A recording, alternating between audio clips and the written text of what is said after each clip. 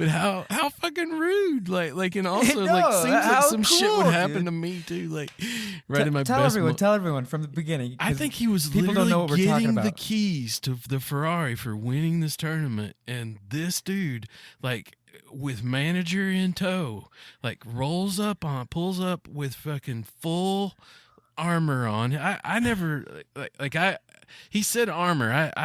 I didn't hear samurai. I don't know. I'm like, my mind went to like modern armor. Like I don't know what the fuck this guy had on. Like what was he doing? Dude, he's Japanese. What kind of armor you think it's gonna be? I like that even better. You know, I'm picturing him there. Let's just say it's samurai. Yeah, and his manager and like he's like, I'm the best player in Japan. You know, you think you're hot shit? Like let's fucking go.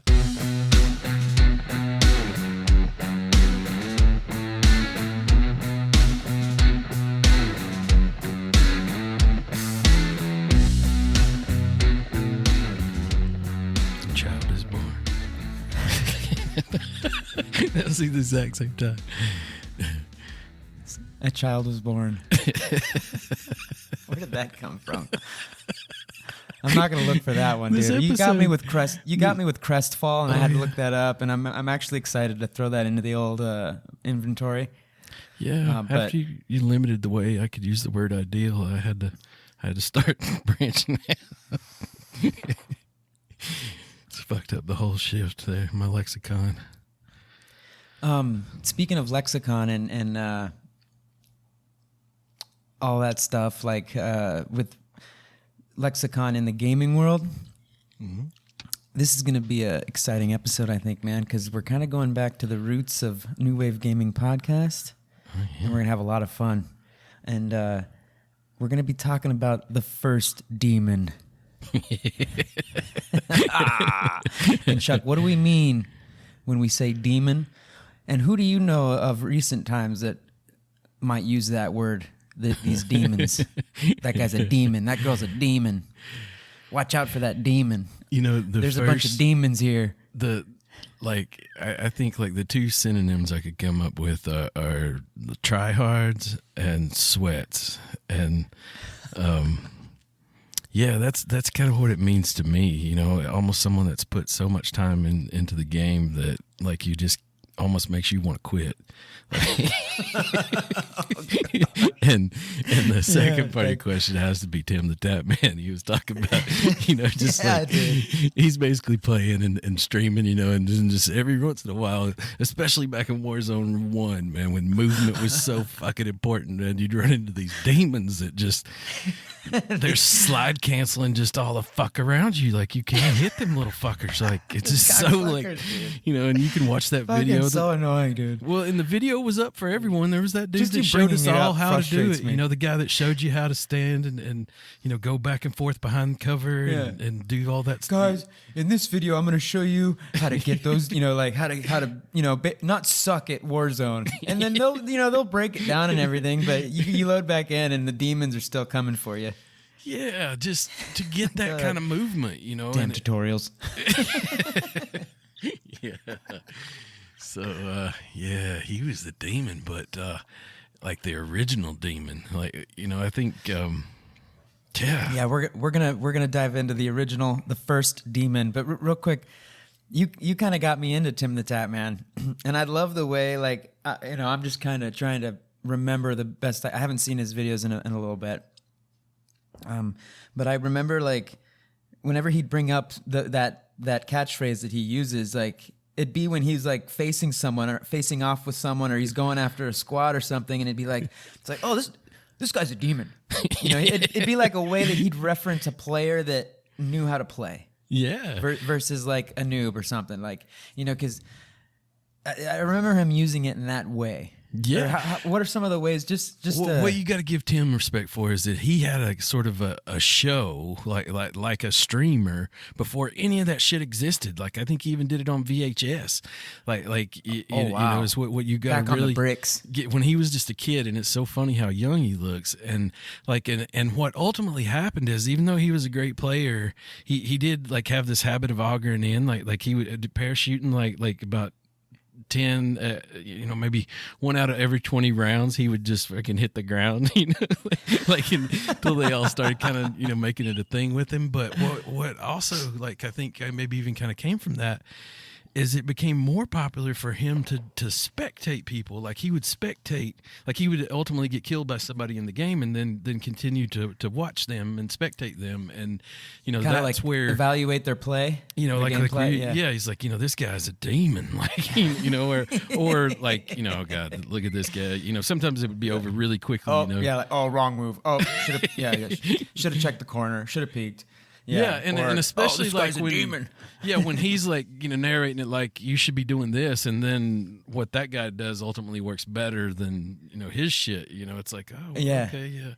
It's like, God, this guy, and especially people that I think that they ultimately respect, and it's good for viewing, is like where a guy that's just constantly going after people. He just immediately, as soon as there's there's nothing going on, he whips out the what is that? The thing where you can see the L1 button thing. Damn, I'm trying to think. Wait, you mean to see the map, or when you ping something? When you ping something, like that little heartbeat sensor is what I'm trying to think of. The heartbeat. Yeah. I couldn't think of that. Yeah, people that are just constantly they'll run a little further and get the heartbeat sensor, but they're just constantly looking for victims, essentially, where instead of just holding down to a take place, their souls. It's like, this guy's a demon. He's just going around the lobby, just those videos are addicting, dude. You can really if you're into those first person shooters and that anxiety rush when you're playing them. A good YouTube video with a good Warzone streamer or content creator, they're just as you can fall into those. I used to just power slam YouTube videos of Warzone, trying to, just learn stuff, seeing what the best loadouts were, seeing what the best loot was, ways ways to play the game to be more successful. And it's funny because all of these little caveats, loot, best gear, best guns, movement, knowing the map, all of these caveats, these elements are all part of what we're going to talk about today when we discuss the first demon, which is a gentleman named Dennis Thresh Fong, the first demon. And I don't know if that's actually not one of his nicknames, but when we were discussing what to talk about for this upcoming episode, it was like, hey, let's talk about the very first pro gamer. And I never realized all of these elements would come out of this topic. True. It's like, oh yeah, let's talk about the first pro gamer, and it's like, no, man, we really unwrapped the whole thing here. There's a lot to this. There definitely is. I think that one of the things that stands out to me is just, why is it so important for him to win? I think that's something that's different between me and him. I love video games and I love to win, but I know there's a point where, I think it'd be interesting to hear you talk about they in some of my research, I heard him, his brother really pushed him a lot, having a sibling that also played video games, pushed him to be good. And I think that's his brother Lyle. He has two younger brothers, Lyle and Bryant. I'm pretty sure. Let me double check. Oh, sorry, Chuck. I just made you smaller, man. Yeah, Lyle and Bryant. Yeah, him and Lyle went on to do a lot of stuff together, which we can get into here in a little bit. Yeah. So is that true for you as well? You think having a brother that's obviously into video games, we get to play with a good bit. And fuck, dude, that's funny you bring that up. It's extremely relevant because I think I mentioned this once way back towards our first episodes that there was a phase in my life where gaming wasn't even a thing. I was not gaming. And it was really two things: my brother and some university buddies from when we were towards our last years of university, having I think we had an Xbox in there in our apartment. But really, my brother, Pepe Tortilla, definitely like was like, hey man, you should get a what was it, the PlayStation 4, and then we can like connect and do a bunch of online gaming together. And because we live in very far away, distant places, it just like it was like one, it's like yeah, I enjoy gaming, and two, we can stay connected over just playing online. Right. Which back in this guy's times was a whole different thing, man. That we got to talk about that too. The special head start on that. But yeah.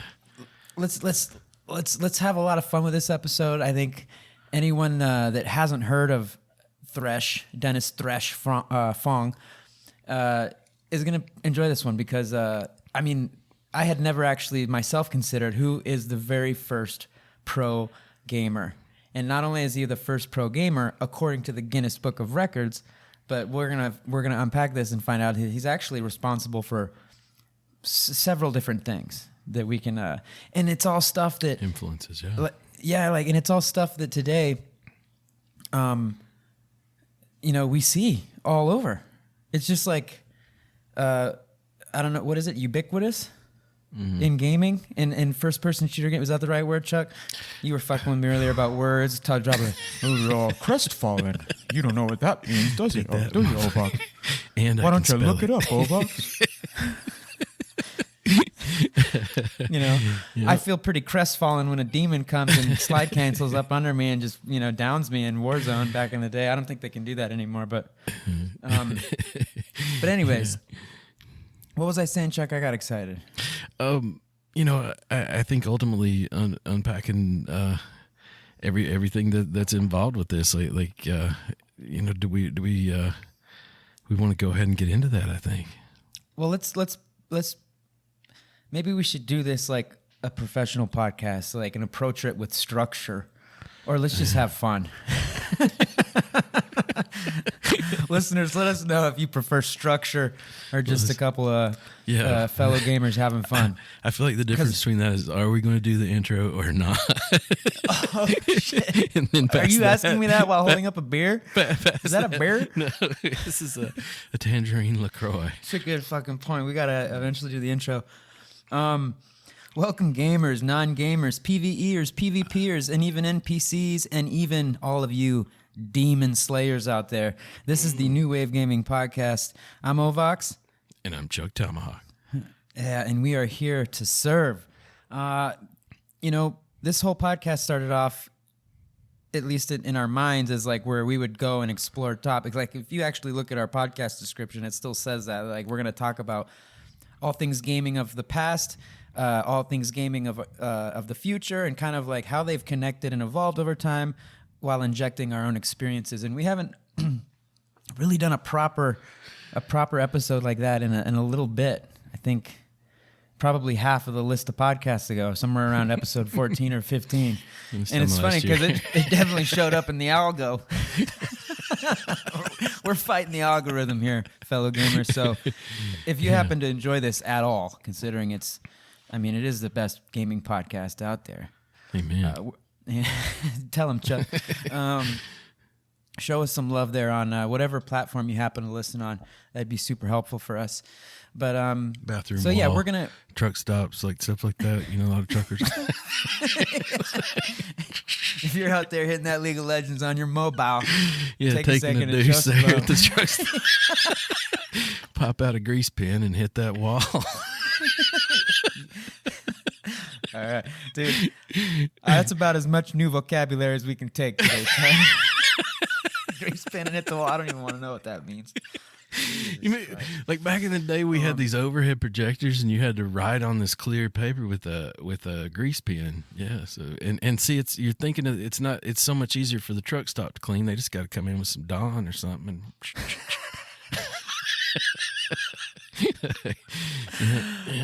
Yes, I love podcasting with you, man. No, well let's at least start with a little something reminiscent of structure, and maybe just do the who, what, when, where, why kind of approach. So we got Mr. Dennis Thresh Fong, Thresh being his gamer tag, and short for Threshold of Pain, Threshold of Pain. Threshold of Pain, yeah. I guess he wanted to roll with Threshold of Pain, but I guess I don't remember in which one of the I think it must have been in Quake, I suppose. It was in a mud. Was it in a mud? Was it even before? It was in a mud. It was one before, of those multi-user dungeons. It was. He was like super fast at typing, and dude, I also heard that he was called that because like he basically part of his strategy was to kind of take a lot of damage, like sort of not put himself in a situation where he could be killed, but kind of maybe repeatedly take damage because of that or something. Yeah, I did see that as well. Yeah. I saw that as well. Anyways, yeah, we got Thresh here, badass demon, and he was born in 1977. So I guess that, according to this, he should be 46 these days. Born in Hong Kong, American citizen, and this is a very general statement here, but he's known for being the first professional gamer in kind of like the beginning of eSports, and he kicked ass at Doom and Quake. Those are really the two games where he dominated. And when I say dominated, every letter is capitalized, and there's like fucking 10 exclamation points at the end. And if you look on Wiki, it says like that his playing career was 95 to 97, that is 1995 to 1997. Some of you listening might have not even been born until after 2000, so this is like, this is one full hand before you were born. This many. Let me get my toes out. But, I mean, that actually caught me off guard because it was only 2 years. And in those 2 years, man, I mean, I'm sure it was actually more than that, but let's just say 5 years. He did a lot. He did a lot. He did do a lot. I think he had some kind of crazy streak going. I think I saw like 1,500 games or something, and then there was like a number of tournaments in a row that he won. Like I'm not sure, like he ever lost. And that's wow. Now that I think about it, I didn't see anything about him losing ever anywhere. In fact, everything that I noticed was not only was he winning, but like part of his play style was to. Well, I guess this isn't part of his play style, but it was kind of like his mindset more rather, because his play style we're gonna get into that, but his mindset was not only am I gonna win this round, this free for all, this tournament, which one of them towards the end which is particularly badass tournament, especially considering the times, but his mindset was complete. Total annihilation. Dude, how do you beat somebody? Like, dude, video game 187. Murder. Just like he murdered gamers, man. The score, the person he would be playing score is literally in the negative. Like, so not only has he killed them 15 times, they killed themselves. Yeah. One also, yeah, three more from times. falling into the lava from frustration. Like you just got, aced 10 times in a row. You get a little frustrated, you might misstep in game and fall into lava, and then that takes you into the negatives. And oh, man. In a way, I like this was the first guy that would make people fucking lose their minds, like when we're playing, like it's happened to all of us. Let's be real. We've all been in a multiplayer game, whether it's first person shooter or other types of multiplayer games, where you'll get the sensation of frustration due to another player's actions in the game. Obviously, this is like the whole point of Warzone and like other first-person shooters. Like you're trying to kill everyone. That's the whole point. And have you felt that, Chuck? Where you're just like, God damn, dude! I feel the like throw your controller and you. I always just assume there's some Asian kid somewhere that could just fuck me up, like.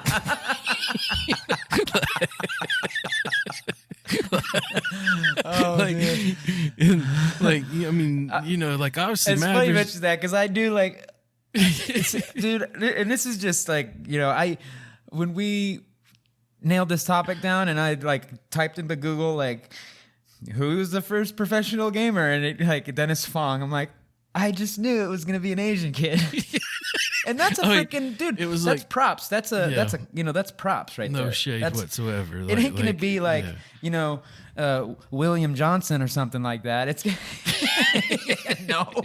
Dennis Fong. Okay, yeah, that checks out. Like, yeah, it makes sense. Like, oh, we got the right person. Yeah, Guinness Book of World Records. Yeah, that makes sense. And I just like almost picture him like being like semi-Vulcan, like where he just has no like emotions whatsoever. You know how like I get all worked up and throw shit and everything. He's just like even keel as hell, you know. And, yeah, just to dominate in the tournament is only logical. Yeah, you need to know what your opponent is doing at all times, and like, yes. you know, I'm over there just. That's and that's perfect caveat. Is that the right word? No, that's not it. That's not the word I'm looking for. Segue. So you read my mind, Chuck. Jeez. Yeah, I shouldn't have taken that last word. Dude, I couldn't remember heartbeat sensor. I forgot. You mentioned that. So can you tell us a little bit about what his like style was, what his strategy was, how he was doing it? I think he referred to it as intuition, like you know, just. And I want to say like I remember I played a good bit of Doom, and I didn't play Quake or Wolfenstein, like kind of in that same series. But as far as like in relation to like Call of Duty maps today, these are fairly small maps.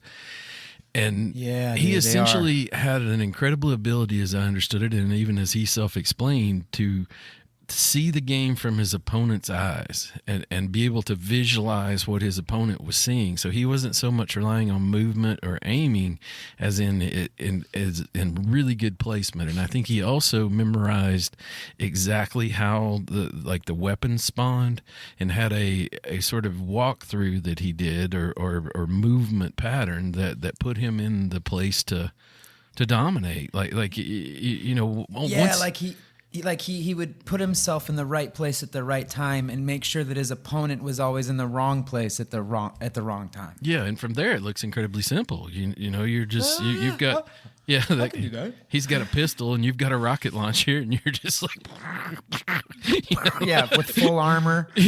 yeah. Because that's like if we're going to talk about some of the tournaments he was in. There's really two main tournaments that he was in that really like.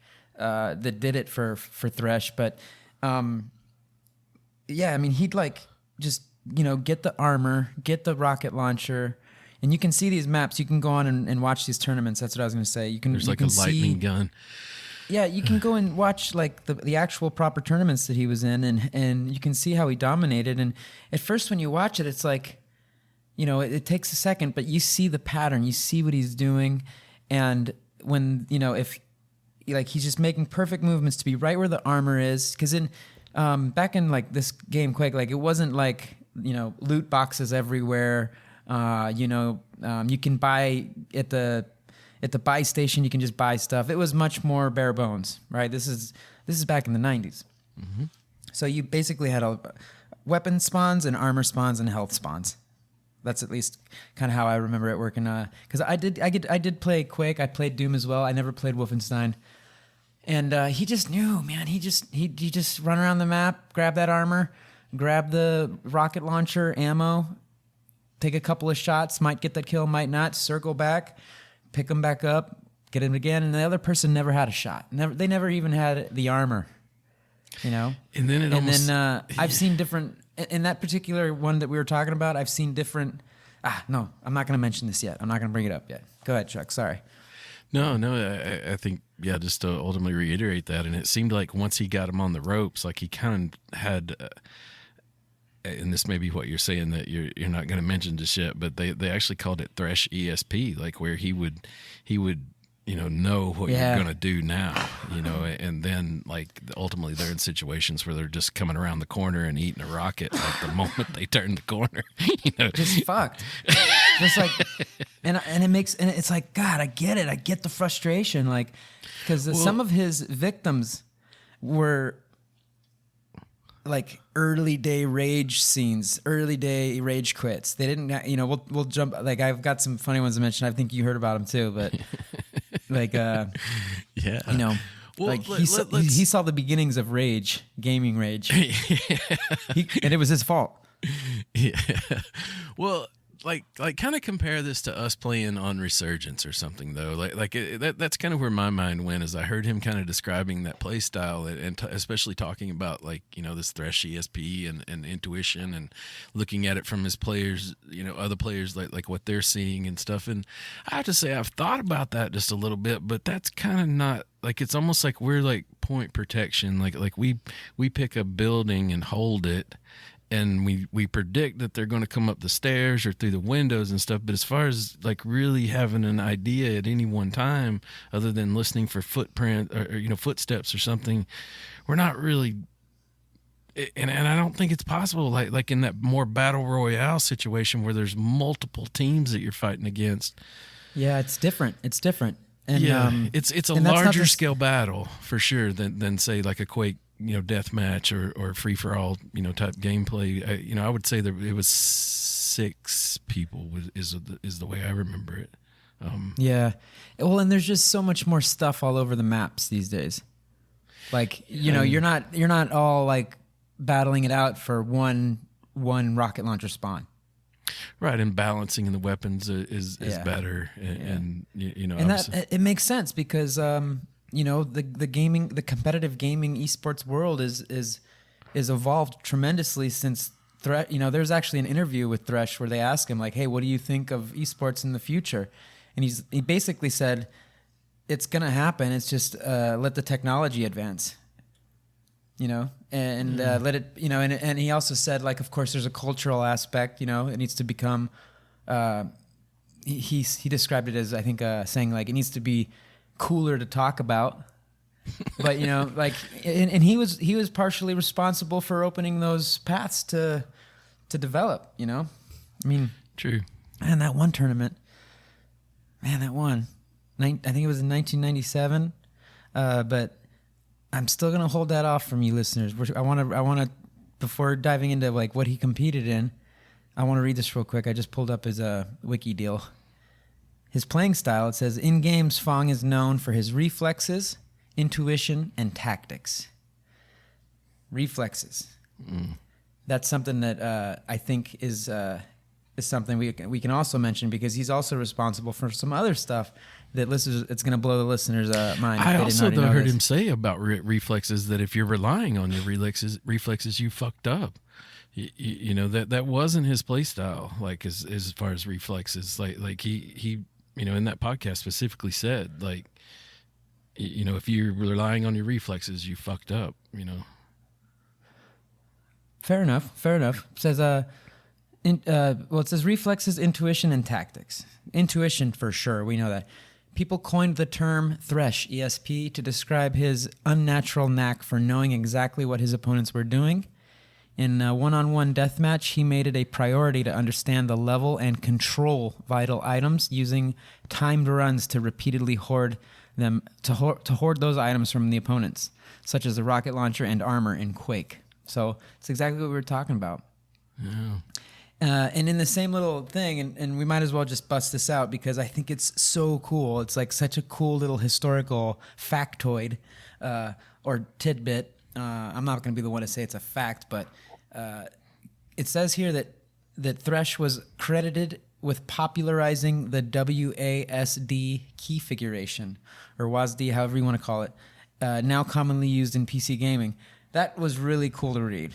And then when he also talked about it in his interview, that podcast that we listened to where they interviewed him, I've seen it all over the internet as well. That I think it's pretty much unanimously agreed that he's responsible for that key configuration. And other gamers copied it. And then Carmack from id Software, like I think I think they like redid Quake or something. They made like another version of it, and he actually made a specific key mapping configuration so that gamers could just like set it up that way. Yeah. That's so cool, man. Because like we've all done that. We've all used WASD, of course. Well, and it was funny how he said it was almost out of necessity because it was like he got tired of like explaining it to people. He was asked it like by email and text and all, you know, any way you could communicate with him. He was constantly asked by people what his configuration was, and you know, like to ultimately just put that to bed. You know, yeah. They got it out there. He wanted to be able to do that to get that snappy motion. You know, that it's the same motion that I used to tell you about when I was like, no, Chuck, you got to get onto the keyboard and the mouse, because then you can. It's just faster. You get more precision and everything. But anyways, that was so cool, dude. And it was nice to hear that it was hard for him too. Like that, you know, when he did switch to the keyboard, it was he really was reluctant to do it, and you know, he knew it was better and still didn't want to do it, and then ultimately did it, and you know, had success. That's cool stuff. That's cool stuff. It seems like that's like that's like It's not as true today though. Like the difference, you know, like when we play Warzone, like the gap isn't as much, and I've even heard like there's maybe not crossplay lobbies as much anymore. Yeah, no, I mean it's different play styles, you know, different strokes for different folks. Is that the you've been saying all the funny new words and catchphrases today, isn't that how it's said? Different strokes for different folks. Different keystrokes. Yeah, different keystrokes for different gamer folk. I'm thinking though, like you put me through that there's hell aim of assist, getting, man. There's aim assist. There is aim assist on console. True. Not on, you know, the mouse. Yeah, if it wasn't better, they wouldn't be putting that in there to make up for it. And yeah, I think it's all good. I've never been one to be like, I mean, for a while I was like, yeah, you know, keyboard and mouse is like 10 times better, but like I still suck ass anyways. I'm just your average Joe, dude. I'm your average Joe gamer. Like, I you know, and I had to switch paces. I've been playing, you know, No Man's Sky, and I got back into Ghost of Tsushima and stuff. I'm thinking about downloading Ark again just to see if it's like not crashing anymore. That would be nice. And I still got Warzone on there. Like if you said, "Hey Ovox, I really want to do a Resurgence Duos with you. Will you stroke this folk?" And I would stroke that folk. You know, I would. I still got it downloaded. Stroke that folk. You know? Okay. Oh, why are you turning all pink over there, Karl? Why are you blushing? Lack of oxygen. Well, we've put too much time into Warzone to just ultimately abandon it. I've been enjoying kind of taking a break from it too, but I definitely want to go back, and yeah, I'm kind of letting Ark simmer a little bit. Like I have such a hard time controlling myself around that. So yeah. Well, what else? I think it's time that we should discuss his professional. What is it? Accolades. Sure. His professional. His accomplishments in his playing career. Mr. Thresh was one hell of a competitor, man. In fact, he was like I said in the beginning, he'd had that mindset of just deep-panting his competition and fucking them, man, hard. Just metaphorically speaking, you know.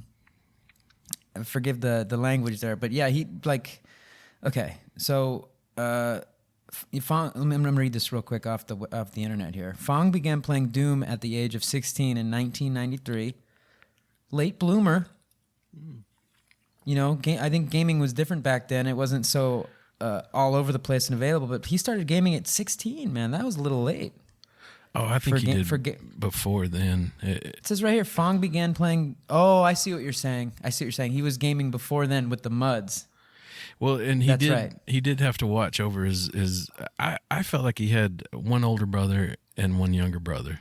And he was talking about like having to wait his turn, essentially. He watched his older brother for a long time, and then ultimately one day said it was, you know, his turn to play. I forget exactly what games he did mention the MUDs, but I think Wolfenstein, maybe was before Doom even. Yep. And they had like since his dad worked for Hewlett Packard, they had a LAN network set up in their house with like 5 different PCs, like before online gaming existed. So, dude, and gaming back then was so difficult compared to now. You had to connect to the LAN, have the other person connect. Then you had to copy paste the command to get the game up and going, and then it's just like such a process. Like you had to know a little bit of IT to game back then. Absolutely, and it seems like that kind of launched an actual career. Some of the knowledge that they picked up from making those local area networks work, and also like the first modems, like where you had to call, over the phone, and if somebody picked up the phone, it knocked it out, and Yep. Yep. We'll get to that part, his business ventures, because he had a lot in making that whole world user friendly for gamers. He had a lot of influence there, but according to the wiki, dude, it says 2 younger brothers, but that doesn't matter. It doesn't matter. I misunderstood that. Maybe it was his dad. And then again, after we got to listen, there's a podcast episode you can find out there, everyone, if you want to hear a full interview from him. It's pretty good. He goes over pretty much everything. But what were we gonna? Oh yeah, his playing career. So he began Doom at the age of 16 in '93. He first chose the pseudonym Threshold of Pain, which referred to the ability to withstand enemy fire and suffering. As many games had an 8-character ID limit, he went on with "quote-unquote" Thresh and liked the words meaning to strike repeatedly. So that's another thing. So Threshold of Pain, ability to withstand enemy fire, and then to strike repeatedly. Thresh. In '95, he attended a Doom tournament that was sponsored by Microsoft in Seattle, and he went on to defeat Murloc. That's right, Ted Murloc Peterson. I love these names, man. And he finished. First. He finished first place among 24 competitors from the U.S. and the United Kingdom. So that was kind of like the first tournament where it was like, okay. The gaming community as it was now knew of this Thresh and his ability. And I remember in that interview that we listened to in that podcast, he was talking about how there was a huge rivalry between the West Coast and the East Coast. And the East Coast, that rivalry really picked up, I guess, after this. And everyone had heard about Thresh on the West Coast. And Thresh had heard about this guy on the East Coast that went by the name of Entropy. And everyone was saying that Entropy could whoop his ass, but didn't turn out that way. No, not at all. And I think that was partially hyped up by you had the East Coast, West Coast rap battles going on at the time. Oh yeah, and dude. also right. They couldn't play each other online because the latency was a problem. So they never got to be on the same servers, and so that's how that would happen. It would kind of get hyped up that there's this one guy out in San Francisco that's good as hell, but he can't touch our dude, and Dang, also dude. Good thing they didn't have that competition in Vegas. You know what I'm saying?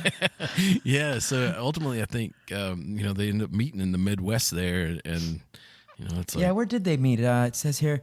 It says the highlight of his was it in Chicago. That's weird. It doesn't.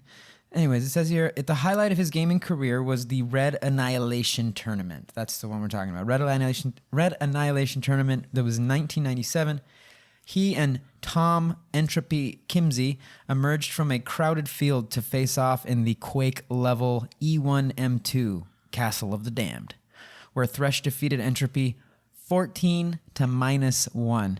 Now, I want to mention real quick, on the interview we heard, Thresh said that it was 13 to -1, and that came from the horse's mouth. So, one more, one less. The point is he really he was a demon. The first demon. He drugged that dude, man. Dude, mop the floor. He mopped the floor of the Castle of the Damned with Entropy, man. Dude, and no hard feelings. You know what the prize, the grand prize? Oh yeah, tell him, Chuck. Tell him who was there and what you know. What was it? The Carmack guy, the head of id John software. Carmack. John, yeah, he apparently collected Ferraris, and every time they would release a new game, he would get a Ferrari. And not only would he get a Ferrari, he'd throw an extra $100,000 to have it taken to this place in Texas and getting it souped up. Like, so it wasn't even like, just your regular Ferrari. And yeah, for this particular tournament, he put that in one of his Ferraris as the prize. Dude, it's so sick. And there's a really cool picture online where you can see Thresh in this Ferrari that's like, the drop top and everything. And John Carmack's just kind of like leaning on it, just like, they're just hanging out, dude. They're just hanging out. It's so cool. They're just, it's rad. And I forgot to mention one thing because I don't mean to backtrack, but going back to that first competition that he played in I think it was in 95. Anyways, it was the Microsoft sponsored one, the Judgment Day tournament in 95. The guy that he beat, Murloc, dude, apparently Murloc freaked the fuck out, man. He freaking just he didn't rage quit technically because he did finish, like they finished. But apparently, dude, he fucking freaked out, just jumped up, grabbed the keyboard and ripped it out and threw it, kicked the chair, and was just like, fuck! Yeah. And like and I didn't want to let this pod end without mentioning that because it's like, to me, the whole rage thing is so funny. It's such a funny thing that us gamers as humans express. And I think we don't need to deviate and get into like the mental or anything, but I think it's like a sign of something. It's like, just a little tiny side of it. And I've never raged proper, but I've definitely like punched my couch really hard, just absolutely.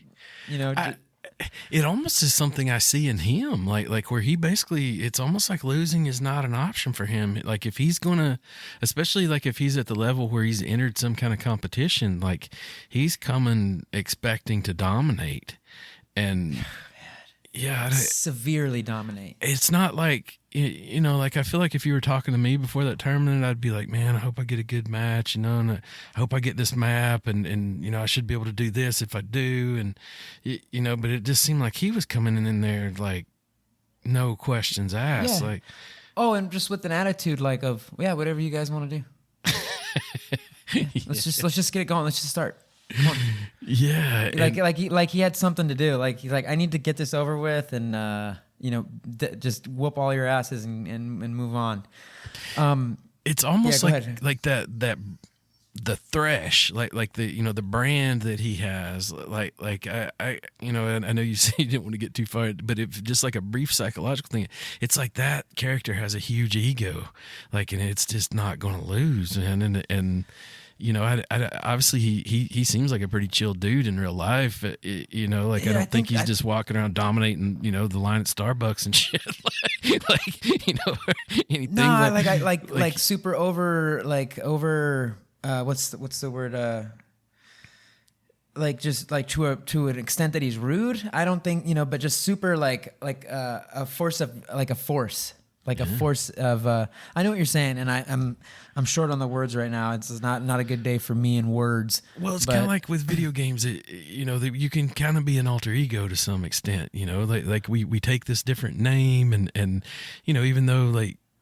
Well, in the interview, he said, he's like, I'm not approaching this as a child. I'm approaching this as a profession. Like he said, he always, like in that interview, he's like, he very early on realized the business opportunity and what he was doing, and he took it all very professionally. I mean, that's literally what he said. True, and that's probably so. And I think that played into his like just being calm, wanting to leave no doubt, no room for discussion about who won. Very this true. Is my job now. And and I don't know. I might be way off with that, or maybe there's something there. Yeah, because he did talk about like as far as like responsibilities of sponsors and things like where he was sort of putting out his brand out there, like he took it very seriously and Yeah. like a lot of us, I think myself included, like it seemed like he had a tough dad, like his dad was just kinda, gonna say, dude, yeah, was like, super hard on him. He said this himself. Like, my parents are Asian. Yeah, yeah. Like, that's not me, they talk that's about him the saying tiger that. moms. It's like he had a tiger mom and dad, and like his dad was wanting him to, maybe have like a job at like I think his dad worked at HP. Wanted him to be like an engineer, like solid dude at a solid respected company, and he's wanting to make a living playing video games, and so I could see how that drove him to, just like you're saying, like his professionalism needed to show everywhere. Well, Like, I mean, he had like a bone to pick. yeah, His pops, not a bone, but like chip on his shoulder, like yeah, because like the youngest brother, Bryant, did do the computer tech path and like got a job with Working at Microsoft Google, or something yeah. like that, or Google rather. both, I think. Yeah, Yeah, and he was talking about how whenever he'd like go home to see the family, his dad would always be like, "Hey, did you hear about Brian? He got a raise at the job. Yeah, like very happy, very proud of him." He's like, Yeah. and then Thresh would be like, "Oh," and and his dad would be like, sorry, going back, his dad would be like, "Oh, and he met Bill Gates, blah blah blah," and then Thresh would be like, "Dad, I did an opening fucking piece for Bill Yeah, Gates, like where he was the been there, keynote done that, speaker. yeah, keynote piece or something, yeah. Like, hey, come on, fuck." dude, that's so many interactions with my father, man. I think they always see you as a kid, like no matter what, and that's so frustrating sometimes. Yeah, it was interesting to hear him go through that, and I think like it sounded like he got a double dose of it, like because Oh man. yeah, because how could you deny it? Like this worked out for him, like big time. Dude, like, he I guess while being a professional gamer, he well, hold on, but before we get to that, we got to finish the 1997 tournament thing. We haven't unpacked everything that happened at that little shindig. So so he beats Entropy, and there's a picture of this. He's sitting in the car, the Ferrari that he just won. It blew his mind. And it's funny because he mentions that while he was there playing against Entropy, he could see the reflection of the Ferrari in his screen. And when he realized that like that was it, he'd won that thing. At the end, he said that he was just kind of like, I fucking want to, whoa, Nervous. whoa, I'm 17, whoa, Yeah. or 19, I think. 19. He was 19. That's right. Because there were some people saying that he didn't even know how to drive, but he did. He just didn't know how to drive stick. Right. Yeah, and when he's sitting in the car, I guess, and I know you heard this, but like John Carmack from id Software, which again, if you don't recognize that name, John Carmack, together with John Romero, Yeah. they created id Software, and they created Doom and Wolfenstein and Quake 2 and all this stuff. So, anyways, so John Carmack walks up and he's like, "How are you going to get this thing back to California?" And the demon's response was, "I have no idea." And according to Thresh, he said that John told him to wait there for a little bit, and he came back with like $5,000 so that it could get him like insurance and a way to get that vehicle back to California.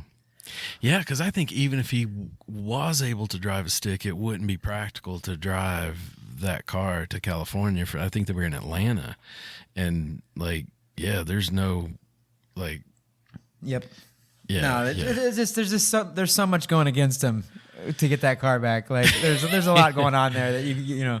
Oh yeah, and just the irony of like that probably like subconsciously in my mind, like that nervous feeling he got was what it's like to own something like that, Yeah, like, it's just like, yeah, it's really awesome, but it's like, how much of is this and he actually did say in his interview that he had the car more than a little over 10 years, he said, but that at the end of the day, it was more of like a pain in the ass than like a pleasure. Like he ended up parking it in one of their business lobbies. Yeah. His Dude, there's dad one immediately encouraged him to sell it, and like, because his dad had sense enough to know. It's like, I think he ended up having to ship that thing to Texas to get it like the oil changed and shit like that. So every time. Yeah. What a pain But in the ass. dude, there's one more thing about this tournament I think we need to cover before moving on to his professional life, dude. Tell everyone, please, man. The just random mystery dude that showed up from Japan in armor, full armor. Samurai armor.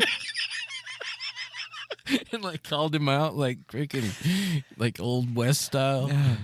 Mr. Thresh, I challenge you to a duel. Prepare yourself. Well, with worldwide servers, like we've lost this, but you can imagine almost like that East Coast West Coast thing. It's like, you know, that guy, like he's been in this little microcosm in Japan or whatever, and like he's busted out. It's like, oh, you think you just won a Ferrari? Like, but how fucking rude? Like, and also like seems like some shit would happen to me too. Like, right in my best. Tell everyone from the beginning. I think he was literally getting the keys to the Ferrari for winning this tournament, and this dude, like with manager in tow, like pulls up with fucking full armor on. I never he said armor. I didn't hear samurai. I don't know. I'm like, my mind went to like modern armor. Like I don't know what the fuck this guy had on. Like what was he doing? Dude, he's Japanese. What kind of armor you think it's gonna be? I like that even better. You know, I'm picturing him there. Let's just say it's samurai. Yeah, and his manager and like he's like, I'm the best player in Japan. You know, you think you're hot shit. Like let's fucking go. And like I also think like I would be like, you know, dude, I just won a Ferrari. Like, you know, I don't have to prove shit to anybody. Like pound sand, like back to Japan. But no, like, dude, fucking like was like load it up, run it back. Let's click that button. Because remember back then the PCs had a fat button you got to turn on. Armored ass. I think he beat him 70 to like minus something. I think he said like minus 13 or something. Double digit minus. Like he was like, oh, let's play on the lava map then. Like they're fucking best in Japan. That should be no problem for you. And yeah, konnichiwa, motherfucker. Oh, and sayonara. No, dude. I mean, that's just so. In the moment, I could see it being like straight, like, because he did say, Thresh said, he's like, yeah, so this guy came out and he just fucking challenged me. And I turned and I looked at my brother Lyle and I was like, all right, let's fucking go. And they like, that's what he said. That's from the horse's mouth. But, you know, like, I can only imagine that today he must look back on that and just be like, how cool was that? You know, dude, it's kind of like a Karate Kid type thing. You see it in an old 80s, 90s movie as a young kid, you know, that ultimate, like, and then, you know what I mean? Like, well, and also, you're there, you're on the pinnacle of success as a young 19-year-old man, and you're in a Ferrari, and you've got John Carmack right over your left shoulder here, and then all of a sudden, yeah, you're getting the keys, and the only reason I said samurai armor is because it was in the title of that podcast. Makes total sense. Yeah. And that doesn't mean it's true. Oh, it's in the title of a podcast. It must be did true. not read that. Yeah, you're right. Yeah. But anyways, fellow gamers, let's all just visualize that you're standing there and you've just won an amazing competition for kicking ass at your favorite FPS game. Let's just say it might happen to be Warzone or something. And then you know you're winning, and then someone comes out. You know, we're gonna use a different example here, but let's just say someone came out like in full military, like armed gear, and like just totally like with their manager next to him and said, "Hey, I am the number one from wherever." That'd be so crazy, and just like and in front of everyone, you know, full crowd, everyone's watching, full crowd. You're on TV, pictures are being taken. I challenge you. It'd be like a whole like anime episode type of thing, you know? Like stars appear and everything. You know what I mean? Oh yeah, yeah, like 100%. Like the whole thing. Like let's not like minimize the guy from Japan. Like imagine his story. Like you know, he was in Japan, like fucking on the phone with his manager. Apparently, yeah, we have to fly to the United States. It's like, oh, there's a tournament in Atlanta. And like he went on that mission. Like it's a long fucking way to Atlanta from Japan. Like, dude, I'm about to fly to Japan soon, and it's fucking far, brother. Yeah, dude. Whew. Yeah, I mean, thankfully it's a one way. It's a one-way deal for me. But dude, you need to make it your mission to find this guy when you're in Japan. Yeah, now 47 years old. How'd that ass whipping feel? Hey man, tell me about this. What were you thinking? That's when you pull out the crestfallen. I did it for honor. Were you just totally crestfallen when he whooped your ass 70 to -13? He emerged in his broken armor, quite crestfallen. Thanks for teaching me that word, man. I'm gonna use the shit out of that word this weekend. Boom, dude! It sounds Chargers like a gamer lose, you're word. like, have you visited Crestfallen? It's on the west side of the map. Dude, that's dope. Well, let me look. Where are we at here with this, dude? We're already at 54 minutes, and we haven't even talked much about his business ventures, but. You know, we don't need to really unpack his business ventures. You know, this is a gaming podcast, and dude, we wanted to talk about the demon competition. I want to know, like, I've got a little known fact I bet about Jeremy. We're not done yet. I'm not cutting us off here. I'm just saying we need to be mindful of the ticker. I got you. Yeah, I'm with you. But did you know, like, no bullshit. There used to be this basketball player in the NBA that played for the Knicks named Jeremy Lin, and at like one point, like he like had this super run. They called it Linsanity, like where he just like hit all these 3-pointers in a row, like just came off the bench like dominating. And that is Dennis Fong's cousin. Oh, no shit. Yeah, no shit. No, I mean I didn't know any of that, but I'm gonna act very surprised right now. Say, no shit. Nice. Did you know that they called Thresh? They also called him the Michael Jordan of eSports. Did you know that? I did see that. That got my attention right away. Did you know that there's a character made after him in League of Legends? Oh, I did. Did you know that not only did they have a character for him, but he is the only one that uses it and actually has that the Thresh gamer tag? Dang. How about that? Watch me take off my finger.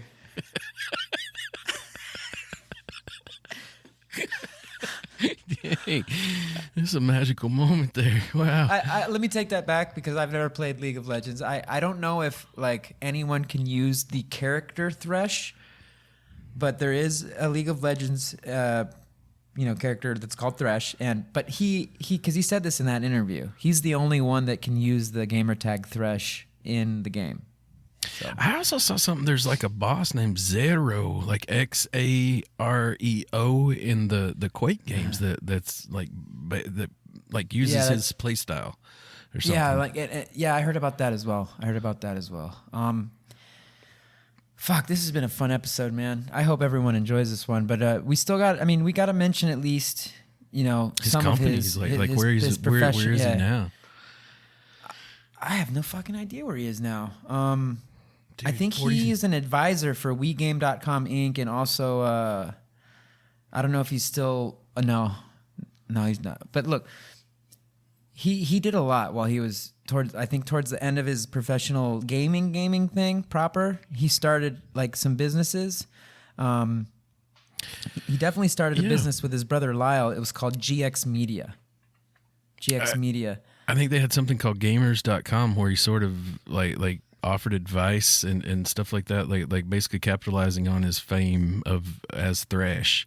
It sounded like was kind of like, as I understood, their first venture, and then like a lot of things from there kind of came out of just necessity, like issues that he ran into in the game. I think they were kind of wanting to message back and forth with each other, and were having to tab out of the game and which would like shut it down and crash the whole thing, and then you'd have to fuck, dude. So he created something I think called Xfire, which was sort of like instant messaging inside the game, and like you think about how much we do that shit today, like when we're like playing Ark, you're always like hit, what is it, L1, like in the pad in the middle there, and you pop up the, there's 2 or 3 different chats. Like we've got tribe chat, we've got freaking global chat, like tribe chat, global chat, chit chat, Kit Kat, and what's the other one? Ally chat, the PlayStation chat, Chattanooga. No, that's a different thing. That's a place. You've been there. No, that's right. That's where all that chatting goes down. But I mean, yeah, in a nutshell, to describe his business career, not so much the gaming one, but the business side of it was he'd identify things that like were just stressful, where he would like want a better solution to make the gaming experience smoother, easier, user-friendly, so on and so forth. And they'd invent technology and patent technology around those things. Like the two main ones that come to my mind are the chat. And then he also said something that caught my attention in the interview, where he talked about like one-click gameplay, or one click and in.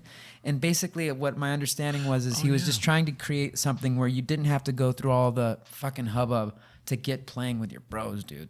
Dude, how often do you send me an invite when we're trying to play something in PS5 and like it just like joins? Like pop we're just saying, one click, we're together. You know?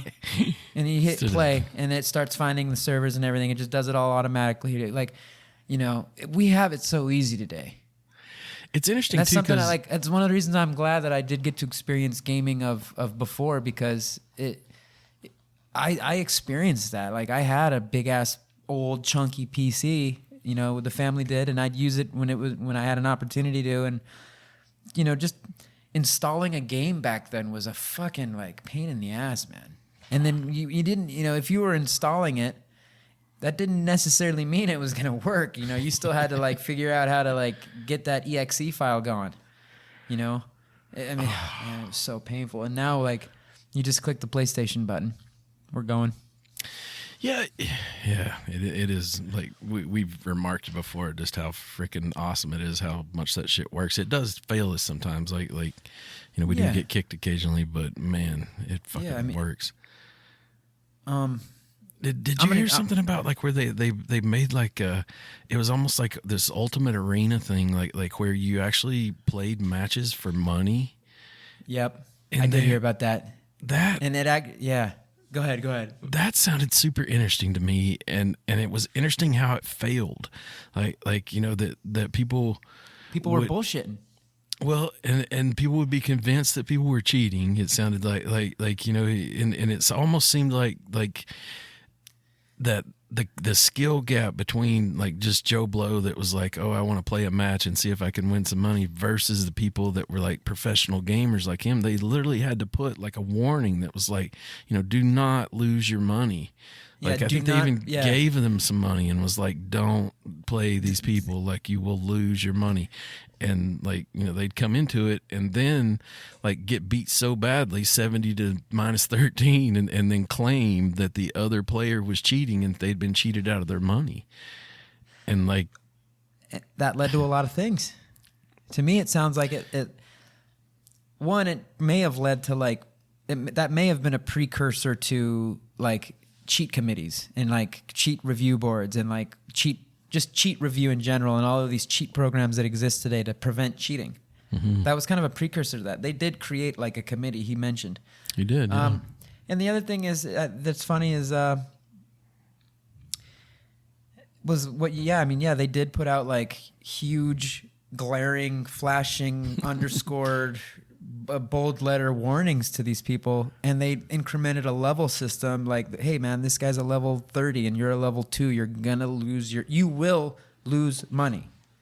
Like warnings to like, which is counterintuitive if you're a business trying to make money. You want to attract people and you know, however that works, but it was so bad that they had to, and eventually it failed because people's skill levels were not authentic, and the skill gap that you mentioned was so huge that it was bound to not work.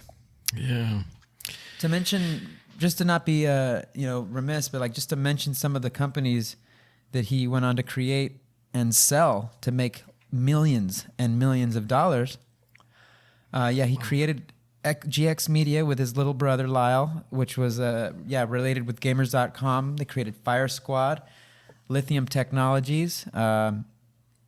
He was the CEO, and Lyle was the chief technical officer. They grew up to 100 employees. And dude, that was when he was 21. Can you imagine being 21, dude, and having all of these companies and 100 employees? No, I could not. Right? Dude, I think No. I was managing a beer keg or something. Yeah. Keg stand. Yeah. Working on those talents, skills, Dude, and abilities. He was a editor and he for the Firing Squad. He wrote monthly columns in the popular PC Gamer magazine. He co-authored the official Quake 2 strategy guide. He created a social CRM platform that had tons of clients, including AT&T, PlayStation, Verizon, Comcast, Best Buy. Just a very successful business person as well. And then the Xfire thing, that instant messaging client for online gaming, that was purchased by Viacom for $102 million smackaroos, man. That's real dollars. We're not talking about COD points. Craziness. He founded Raptor, which was a social network Sorry, I'm stumbling. It was a social network. He created that. Sound like almost like a precursor to Discord. Yes. Like Yeah. Discord before Discord in a way, a shape or a form of sorts. I mean, and that's the first demon. Guinness Book of World Record holder. Like you can't. First professional gamer in the Guinness Book. I would have that tattooed on my forehead if I was that. On the forehead. Yeah. That's where you'd put that? I'd probably think it through a little bit first, but maybe consult you or something. I'd probably run that right on the left, the inner part of the left ass cheek, right in the crack, so that it's kind of a surprise, when someone's getting down in there and they separate the cheeks and oh no shit, no yes shit. That was gross. What a wonderful way to end the pod. Don't forget, I'm a world record holder. Oh man, let me show you my ass. Yeah. No, that's. That's the first demon, ladies and gentlemen. That's the first demon. He's got probably years to go, but life well lived. Like, dude, he's only 46. Hats off to him. Yeah, fucking hats off. Yeah, he's 46. Because I did not find one single bad thing said about this man in all of my research. Like, or never saw him come unhinged or, be on the. Yeah, anything less than professional. On his part, that's all I've gathered. I'm sure he has haters. Everyone does. I hope we get haters someday. If we get haters someday, Chuck, that means we're doing good here with the pod. Hell, yeah. Dude, maybe the first demon will be on the New Wave Gaming podcast someday in the future, dude. Wouldn't that be sick? We can only ask and see. Thresh, dude, if you're hearing this, brother, we'd love you. That sounded kind of gay. We love you. We'd love you. We do love you, and we'd love to have you on the podcast. We'd like the Eiffel Tower. No homo. Lots of love. He's never gonna want to come on the podcast now if he ever hears this. No, that came out the wrong way. No, man, we love you. Fuck, man, just it's so cool because nowadays it's just we're so used to it, and back then it was like. I'm backtracking again, but it kind of reminds me of like the Dogtown days with skateboarding. They didn't know what they were stumbling. They didn't know what was happening. It was just happening, and they were the best. Like Tony Alva was the best. Yeah. Adams, and like we got Dennis Fong here. He's the Thresh. He's the best. Yeah. And he's got a squad. I think his squad was the Death Squad. That was the name of his gaming squad. And they were all badass, but he was the best, and this thing was just growing. So that's just so cool. So cool. Very cool. Yeah. Yeah, I mean, he's kind of making the case for gaming being cool. Like I mean, life well lived, and he made it pay off. Like I think that's crossed my mind a number of times. Like when we look at the hours we're putting into these things, and It did like did you hear the part like where he talked about like playing World of Warfare, like kind of getting into that at one point, and how he was World of Warcraft. World of Warcraft, where he was like kind of hesitant to start it because like it just seemed like if he's going to play a game, he wants to be the best, and he wants to be able to dominate everyone. Yeah, and in games like that require... He's like, I don't want to have to grind like that. It's like, oh, brother, that means we'll never be playing Ark together. Yeah, because I would say that's probably our best chance of meeting him is in a video game somewhere, and it sounds like he's not going for that, and it's also why I'm reluctant to start a new playthrough. Dude, if we ever meet him, it's going to be in a first-person shooter, and if we ever meet him, it's going to be because he's just fucking, just reaping our souls. Fuck, I'm done. That would. I'm out. I love the verbiage he used about talking. He was like giving people a spanking and all the shit he was saying about beating people. It wasn't. I can say that, dude. He's a very confident speaker. He has no. He doesn't hold back. Slapped him around a little bit and his friends, and then. Yeah, like there's no, he's not bashful. Yeah, he was even talking crap about beating up on his little kid in a video game. Like he's got like a 10-year-old apparently. He was like, 10-year-old got a little too mouthy there, wasn't too familiar one day. Hey. Keep your place, boy. Had to slap him around in there in the games. Yeah, it's interesting. Awesome. Well, I mean, that's all I've got. This is been an episode on the first demon, Dennis Thresh Fong. I mean, I don't know if anyone else has ever referred to him as the first demon, but I feel like we kind of coined that. We probably didn't, but let's pretend that we did. We're gonna name the episode "The First Demon." Dude, do you want to do some gaming? Maybe not later now today. necessarily, but maybe later on. Yeah, I got to catch a nap and watching a football game here not too long from now. But yeah, maybe before the football game. All right. Well, fellow gamers, go get some gaming in. We hope you enjoyed this one. You can find us all over the social media by typing in that little @ symbol, NWG Podcast, Facebook, Instagram, TikTok, fucking YouTube. We're out there. And if you want to give us a rating and review, that'd be super helpful for that pinche algorithm. That's right. Pinche that's how you say fuck in Spanish. That pinche algorithm way. That's right. All right, don't misbehave. Happy Saturday. Chuck, talk to you later, man. Peace.